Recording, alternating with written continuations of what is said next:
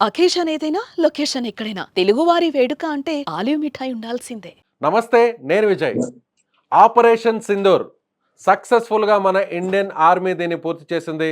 అయితే Rafale fighter jets ద్వారా అనుకున్న లక్ష్యాలని ఛేదించింది మన ఇండియన్ ఎయిర్ ఫోర్స్. అసలు ఈ అటాక్ ఎలా జరిగింది? ఆపరేషన్ సింధూర్ పేరుతో చేసినటువంటి ఈ అటాక్లో 9 స్థావరాలపై సరిగా గురి చూసి మరీ కొట్టారు మన ఇండియన్ ఆర్మీ సైనికులు, ఎయిర్ ఫోర్స్ సైనికులు. దీని గురించి మాట్లాడదాం. మనతో పాటున్నారు రిటైర్డ్ ఎయిర్ ఫోర్స్ అధికారి, అలాగే వింగ్ కమాండర్గా ఉన్నటువంటి శ్యామ్ ప్రసాద్ గారు. సార్, అసలు అటాక్ ఎలా జరిగింది? ఈ ఫైటర్ జెట్స్ ద్వారా ఎగ్జాక్ట్గా అంటే అనుకున్నటువంటి టార్గెట్ని ఎలా రీచ్ అయిందో కొంచెం డీటెయిల్గా చెప్పగలరా? భారత్ మాతాకి జై. మనము జై. ఉపయోగించిన విమానం పేరు రఫేల్. అందులో వాడిన మిజైల్స్ పేరు, మిజైల్స్ అంటే ఏంది, క్షిపణులు అంటే ఏంది, బుల్లెట్లు, కానీ కొంచెం పెద్ద రకం బుల్లెట్లు. వాటి పేర్లు హ్యామర్, స్పార్క్. వీటి ప్రత్యేకత ఏంటి?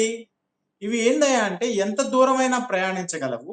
తర్వాత బుల్లెట్స్ కి తనకంటూ సొంత నావిగేషన్ వ్యవస్థ ఉండదు. ఈ క్షిపణులకి, మిజైల్స్ కి, స్పార్క్ అనే హ్యామర్ అనే ఈ మిజైల్స్ కి ఒకసారి వాటిలో ఫీడ్ చేసేసిన తర్వాత ఎర్రర్ మార్జిన్ మాక్సిమం 1 మీటర్ కూడా ఉండదు.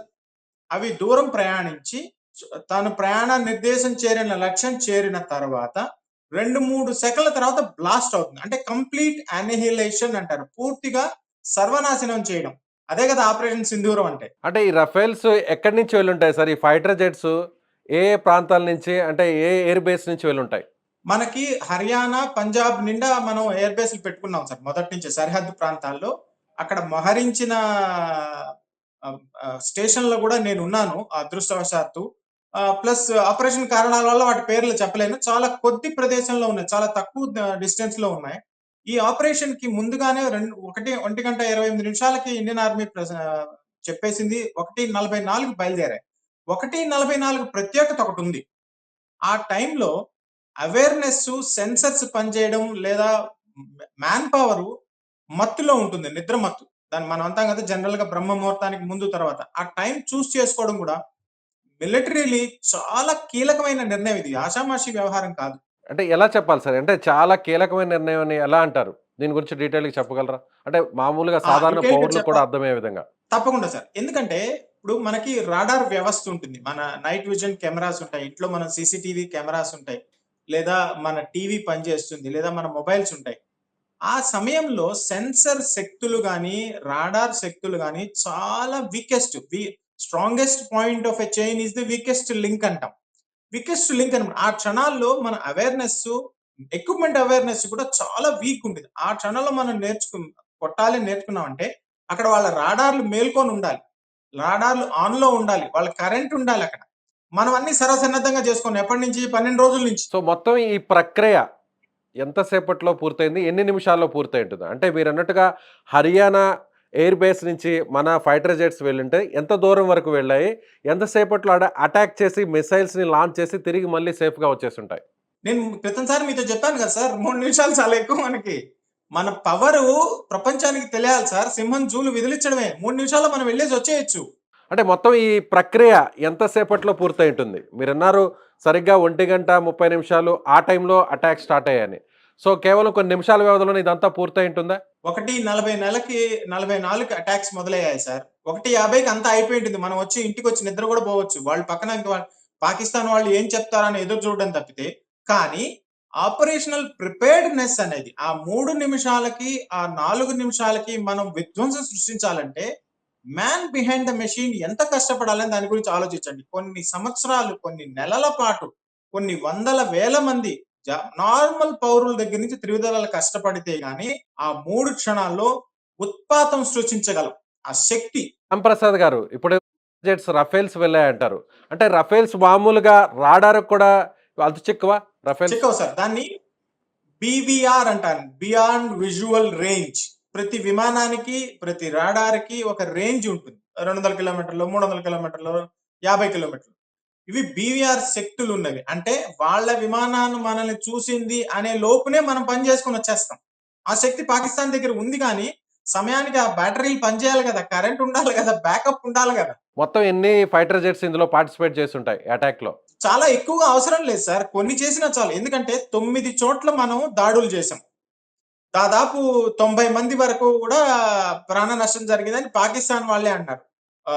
బహావల్పూర్, మురిక్కా, పిఓకేలో, తర్వాత పాకిస్తాన్ భూభాగంలో చాలా దూరం చొచ్చుకుపోయి 1971 తర్వాత మనం అక్కడికి వెళ్ళలేదు. అంటే ఏంది, కనీసం 3 కన్నా ఎక్కువ పార్టిసిపేట్ చేస్తుంటాయి ఈజీగా. అంటే మన భూభాగం నుంచి ఇప్పుడు ఆ ప్రాంతానికి ఎంత దూరం ఉంటాయి? అంటే ఒక రకంగా కామన్ మ్యాన్‌కి కూడా అర్థమయ్యే విధంగా సెకన్‌కి ఎంత వేగంతో ఈ ఫైటర్ జెట్స్ దూసుకువెళ్తాయి? సార్ సెకన్‌కి 300 కిలోమీటర్లు దాటేస్తాయి సార్. మనం పాకిస్తాన్ భూభాగంలోకి వెళ్లి తిరిగొచ్చాం.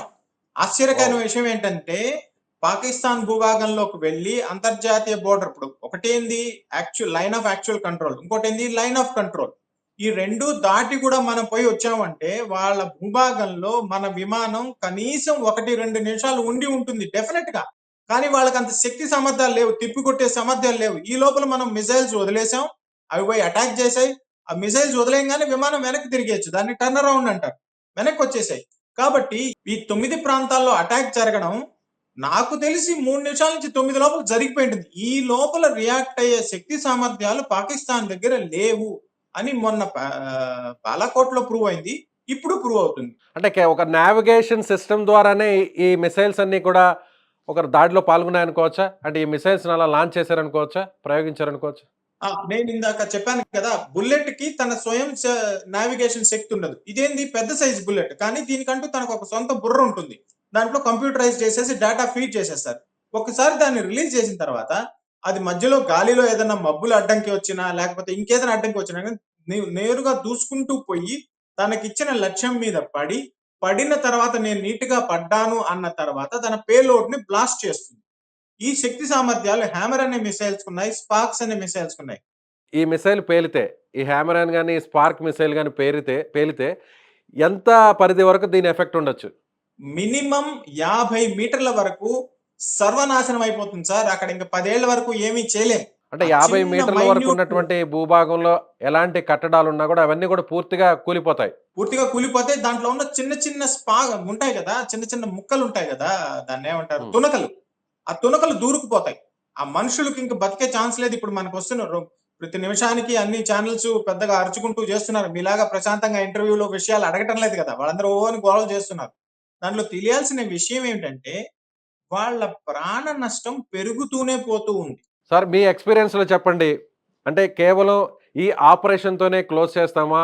ఈ ఆపరేషన్ సింధూర్ అనే దాన్ని ఇంకా కూడా ముందుకు వెళ్ళే అవకాశం ఉందా? ఒకవేళ పాకిస్తాన్ ఏ విధంగా రియాక్ట్ అవుతుందో అప్పుడు మన ఆర్మీ కూడా దానికి తగ్గట్టుగా ప్రతీకార చర్య ఉంటుందనుకోవచ్చా? ముందుంది ముసళ్ళ పండగ. అంతే అంటారా?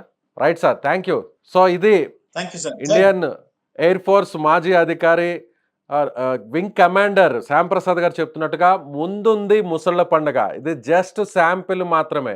మన రఫేల్స్ ఫైటర్ జెట్స్ కేవలం నిమిషాల వ్యవధిలోనే 100 కిలోమీటర్ల దూరంలో ఉన్నటువంటి లక్ష్యాలను టార్గెట్‌ని రీచ్ అయ్యి అక్కడ మిసైల్స్‌ని లాంచ్ చేశాయి. అంటే ఈ మిసైల్స్ హ్యామర్, స్పార్క్ అనేటువంటి మిసైల్స్ నావిగేషన్ సిస్టమ్ ద్వారా ఏదైతే టార్గెట్‌ని ఇస్తుందో ఆ టార్గెట్‌ని రీచ్ అయ్యేంత వరకు నేరుగా చాలా సేఫ్‌గా వెళ్తుంది. అక్కడ టార్గెట్‌కి వెళ్ళిన తర్వాత మాత్రమే అది బ్లాస్ట్ అవుతుంది అని చెప్పారు. కానీ ఇలాంటి ఫైటర్ జెట్స్‌ని పాకిస్తాన్ రాడార్ సిస్టమ్ కూడా కనుగొనలేని విధంగా మన ఫైటర్ జెట్స్ దూసుకు వెళ్ళి కేవలం నిమిషాల వ్యవధిలోనే వెనక్కి వచ్చేసాయని చెప్తున్నారు. మీరేమనుకుంటున్నారు? మీ అభిప్రాయం ఏంటి? కామెంట్ చేయండి.